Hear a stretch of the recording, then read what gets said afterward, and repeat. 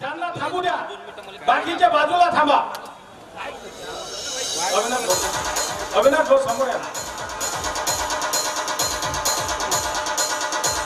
तसा जिल्ह्याचे अध्यक्ष प्रमोदजी देंडवे मिलिंद भाऊ इंगळे यांना विनंती आहे की त्यांनी समोर यायचं आहे.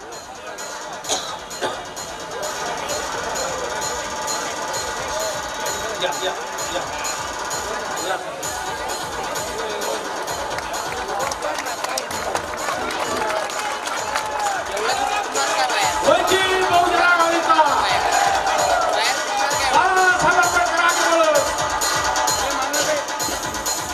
यानंतर ओबीसी उतरले असे तुमच्या आमच्या नेते बहुजनाचे हृदय सम्राट बाळासाहेब आंबेडकर मार्गदर्शन करतील अशी मी त्यांना विनंती करतो.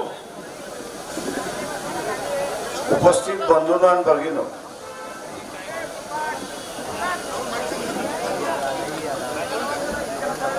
जरांगे पाटील यांच्या मागणीने बरंच मोठं असणारं राजकारण चाललंय अशी असणारी परिस्थिती आहे. मराठा समाजाला ओबीसीच्या कोट्यातून आरक्षण द्यावं आणि त्याच्याच बरोबर असणाऱ्या 2 महिन्यानंतर निवडणुका आहेत.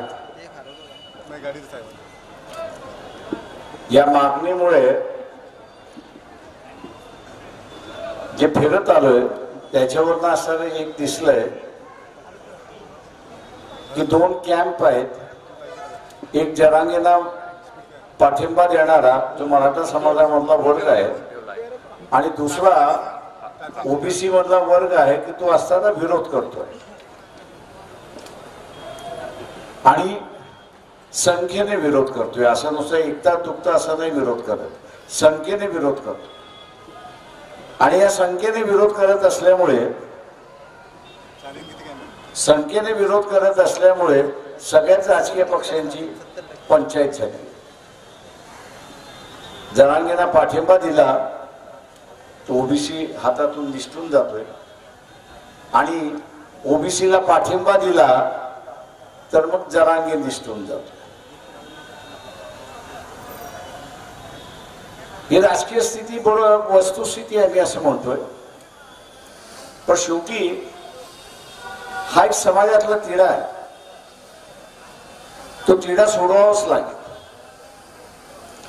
राजकीय पक्षाने भूमिका अजूनपर्यंत घेतली नाही आणि कदाचित महाराष्ट्राभर असणारा आरक्षणाचं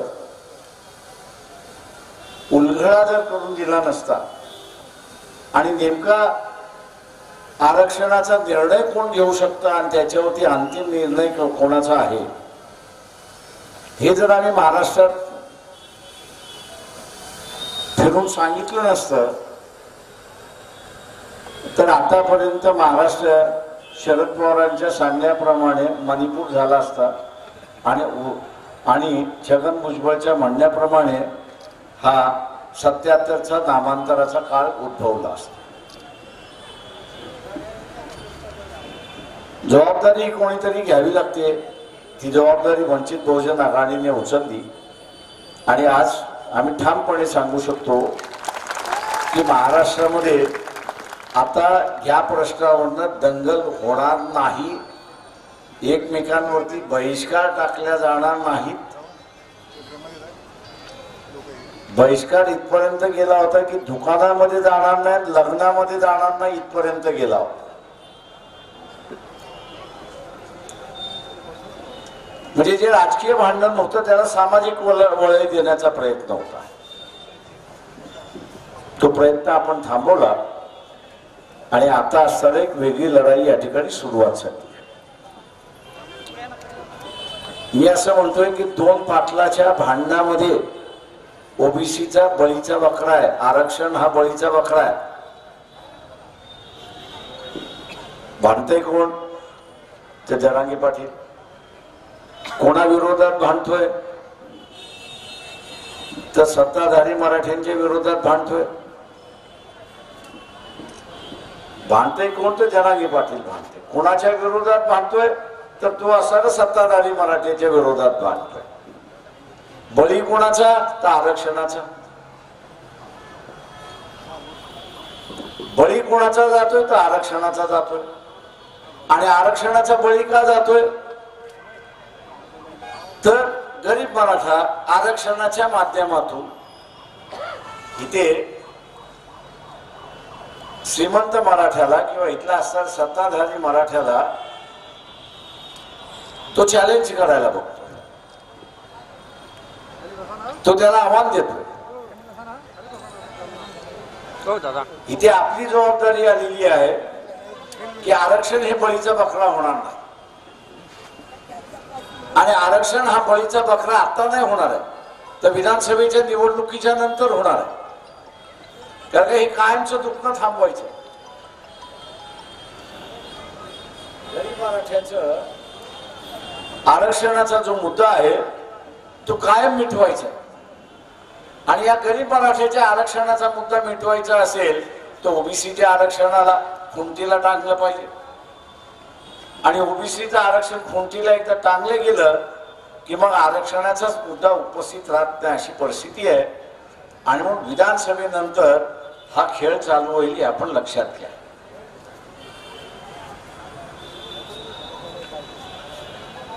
आणि म्हणून ओबीसीने आता सर्व जागृत राहिलं पाहिजे आणि स्वतःच्या आरक्षणाचा बचाव हे त्यांनी केलं पाहिजे. नाही केलं तर हे आरक्षण खुंटीला बांधलं जाईल हे लक्षात घ्या. कोर्टामार्फत कोर्टाला थोडी संधी मिळाली आणि जिल्हा परिषद, नगरपालिका, महानगरपालिका, ग्रामपंचायत इथल्या निवडणूक ह्यातल्या आरक्षण जे आहे ते स्थगिती करण्यात आले अशी असणारी परिस्थिती आहे. त्याला स्थगिती दिली, त्याला असणारं स्थगिती दिली अशी परिस्थिती आहे. तेच तत्व इलेक्शन झाल्यानंतर विधानसभेमध्ये वापरल्या जाईल. ठराव आणला जाईल की ओबीसीची मागणी आहे की जात न्याय जनगणना झाली पाहिजे. म्हणजे याचा अर्थ किती टक्का आहे हा माहिती नाही, तर जात गणनेची यादी करायची, टक्का किती आहे तो येईपर्यंत ही विधानसभा ओबीसीच्या आरक्षणाला स्थगन देते. ओबीसीच्या आरक्षणाला स्थगन देते. तुम्ही काय करू शकता? प्रतिनिधी नसेल तर काहीच करू शकत नाही. आणि म्हणून हा जो 169 कुटुंब की ज्यांच्या हातामध्ये पूर्ण महाराष्ट्राची सत्ता आहे त्यांनी हा ठरवलेला खेळ आहे. आणि त्याच्यामध्ये हे उरलेले पक्ष फक्त कटपुतली आहेत हे आपण लक्षात घ्या. भूमिका घेत नाहीयेत या बाजूचे किंवा त्या बाजूचे, किंवा तिसरा काही फॉर्म्युला असेल तो तरी सांगा. फॉर्म्युलाही सांगत नाही. आम्ही विरोध आहोत जनांगेच्या की बाजूने आहेत हेही सांगत नाही. आणि तो न सांगण्याचा आदेश हा जो आहे तो सगळा आपण बघत असाल तो या 169 कुटुंबातून आलेला आहे अशी असणारी परिस्थिती आहे. आणि मग उद्याच्या विधानसभेमध्ये येणारी उद्भवणारी परिस्थिती आहे तिला आपल्याला तोंड द्यायचं असेल तर तिला आतापासूनच तयारी करावी लागते. आणि ती तयारी म्हणजे कुठल्याही परिस्थितीमध्ये या मार्गाने नाही तर त्या मार्गाने ओबीसीचे 100 जाऊन त्या ठिकाणी पोहोचले पाहिजे.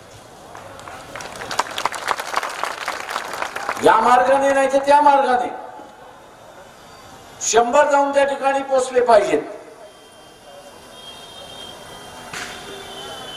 हे 100 पोचले की ठरावाला आडखडती येते हे आपण लक्षात घ्या. आणि आपण बाजूला पडतो. मग एकदा आरक्षण वाचलं की आपण बाजूला पडतो आणि मग जरांगे पाटील आणि त्यांची लढाई सुरुवात होते. त्यावेळेस आपण जरांगे पाटलांच्या बाजूने उभं राहायचं. माझं आव्हान आहे आपल्या सगळ्यांना की पहिल्यांदा आपलं घर चालू ठेवायचं आणि नंतर मग मोडकळी झालेलं घर जे आहे त्याला दुरुस्त करायला जायचं. आताची असणारी ही जी परिस्थिती आहे ही अत्यंत भयानक आहे असं मी त्या ठिकाणी मानतोय. एकमेकांच्या जीवावरती उठणं अशी असणारी परिस्थिती आहे आणि तिला थांबवण्यासाठी आपला असणारा प्रयत्न त्या ठिकाणी चाललाय. 7 तारखेला असणारी ही आरक्षण बचाव यात्रा जी आहे ती औरंगाबादला पोहोचेल. जाहीर सभेमध्ये आपण असणारा तिचं रूपांतर करतो. 7 ऑगस्टलाच विश्वनाथ प्रताप सिंग यांनी ओबीसीच्या आरक्षणाची घोषणा केली. ओबीसीच्या आरक्षणाची घोषणा केली. हा दिवस अनेक जणांच्या लक्षात नाही, ओबीसींच्याही लक्षात नाही. आपण फायदा घेतो, पण तो कुठल्या दिवसापासून चालू झाला हेच आपल्याला माहित नाही. त्याची यादगार लक्षात राहावं म्हणून तिथे आपण हे करणार आहोत की 7 ऑगस्ट हा मंडल दिन मानला गेला पाहिजे. सरकार मानो या ना मानो, सरकार मानो या ना मानो, लेकिन जनता मानायला लागलेली आहे हा संदेश त्या ठिकाणी गेला पाहिजे. दुसरं महत्वाचं आहे की येताना बऱ्याच आलोतेदार बलुतेदार असतील, इतर समूह असतील,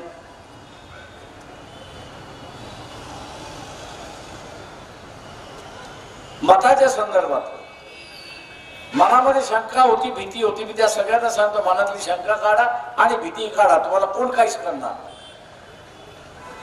अजिबात कोणी काही करणार. तुम्हाला ज्याला मतदान द्यायचे त्याला असताना मतदान. पण लक्षात घ्या की या निवडणुकीमध्ये फक्त आरक्षण वाचवण्यासाठीच मतदान आपल्याला या ठिकाणी द्यायचं आहे. आरक्षण वाचवण्यासाठीच आपल्याला असं मतदान द्यायचं आहे आणि आरक्षण वाचवणारा जो वर्ग आहे त्यालाच आपण मतदान द्यायचं आहे. आपल्यामध्ये जो येतोय त्याला मतदान द्यायचं नाही. आणि म्हणून 7 तारखेला आपण सगळेजण औरंगाबादला पोहोचाल ही अपेक्षा मी बाळगतो आणि आपली सगळ्यांची रजा घेतो.